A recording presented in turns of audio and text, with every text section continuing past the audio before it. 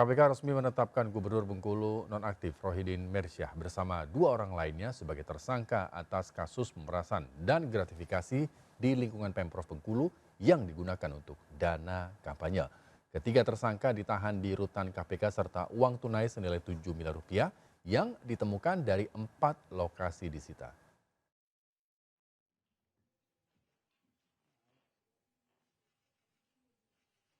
Sebelum pencalonan Rohidin Mersyah menjadi calon gubernur petahana, KPK sudah memulai penyelidikan sejak bulan Mei lalu.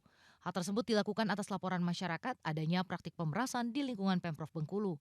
KPK akhirnya melakukan OTT terhadap Rohidin Mersyah pada hari Sabtu 23 November setelah dirinya berkampanye.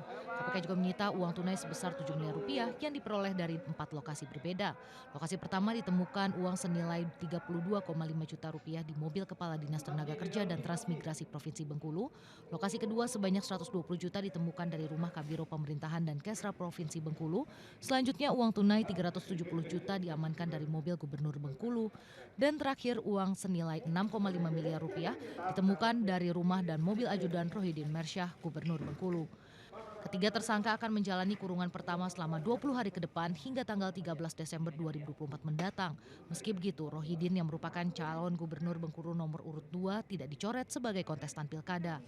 Yang arahan RM, dia minta dukungan dari masing-masing kepala OPD, kepala dinas ya. Dia menjadi tim sukses dan ada instruksi perintah untuk menghimpun sejumlah dana ya, termasuk ya lewat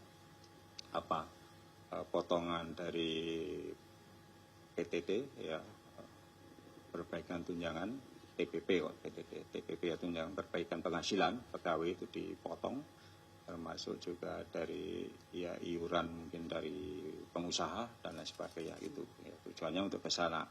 Dan ya kalau dilihat dari bukti-bukti chatting WA yang berhasil diamankan HP-nya itu tergambar jelas ya bahwa uang ini untuk nanti tim sukses. Kan begitu, jadi tim sukses ada permintaan uang untuk kelompok ini, untuk warga sini dan seterusnya ada itu. Lanjut pemeriksaan. Hingga kini total 8 orang di jajaran pemerintahan daerah Provinsi Bengkulu sudah diamankan oleh KPK. Dari Jakarta. Sebelumnya, salah satu anggota KPK terpilih, Johanis Tanak, saat fit and proper test di DPR, berencana menghapus OTT di KPK. Namun belakangan diklarifikasi melalui Alex Marwata, Wakil Ketua KPK, operasi tangkap tangan bisa dilakukan KPK atau masyarakat sesuai nomenklatur yang berlaku. Tidak tepat. Ya, menurut hemat saya OTT itu pun tidak tepat. Dan saya sudah sampaikan pada teman-teman, saya pribadi, tapi karena lebih mayoritas mengatakan itu menjadi tradisi, ya apakah ini tradisi bisa diterapkan, ya saya juga nggak bisa juga saya menantang.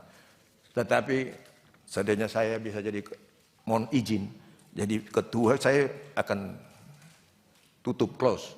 Karena itu tidak sesuai dengan pengertian yang dimaksud dalam KUHAP. Karena tidak sesuai dengan KUHAP itu. Dan itu seperti saya katakan, kita. Informasi selanjutnya pemirsa, sebelum kembali ke Indonesia, Presiden Prabowo menyempatkan diri bertemu Presiden Uni Emirat Arab Mohammed bin Zayed pada Sabtu lalu. Presiden Prabowo bertemu Presiden MBZ di Istana Qasr Al Watan, Abu Dhabi.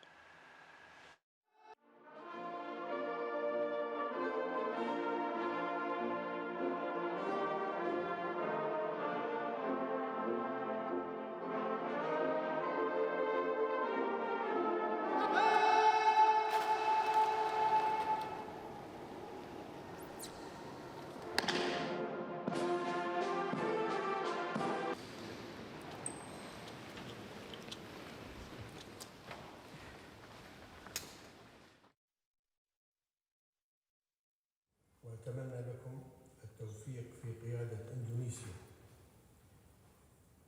إلى كل تقدم وإنماء وعز. فخامة الرئيس الثاني